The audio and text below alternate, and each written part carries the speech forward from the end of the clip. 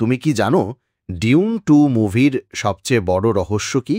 তা হল স্পাইস আর এক ভয়ঙ্কর দানব স্যান্ডওয়ার্ম।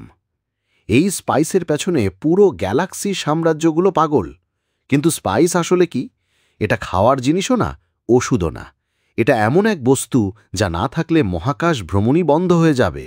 স্পাইসের সবচেয়ে বড় উৎস হল আরাকিস নামের মরুভূমির গ্রহ, আর সেই গ্রহেই বাস করে এক দানব স্যান্ডওয়ার্ম। এই প্রাণীটি স্পাইস উৎপাদন করে, কিন্তু কিভাবে? স্যান্ডওয়ার্ম বিশাল, দৈর্ঘ্যে ২৫০০ মিটার পর্যন্ত হয়। এরা বালির নিচে ঘুরে বেড়ায় আর ছন্দময় শব্দ শুনলেই আক্রমণ করে।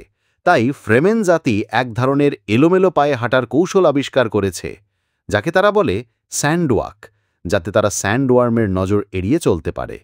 এদের মুখে বিশাল দাঁত, যা দিয়ে মানুষ থেকে শুরু করে স্পাইস হারভেস্টার মেশিনও গিলে ফেলে। তবে অবাক করা ব্যাপার হল, এই দানবের বজ্র থেকেই স্পাইস তৈরি হয়।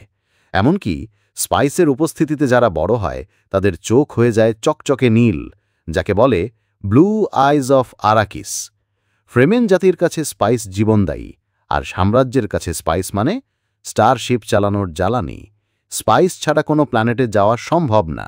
কিন্তু এত গুরুত্বপূর্ণ এই স্পাইস তাদের শান্তি এনে দেয়নি, বরং এনেছে লোভ, যুদ্ধ আর ধ্বংস।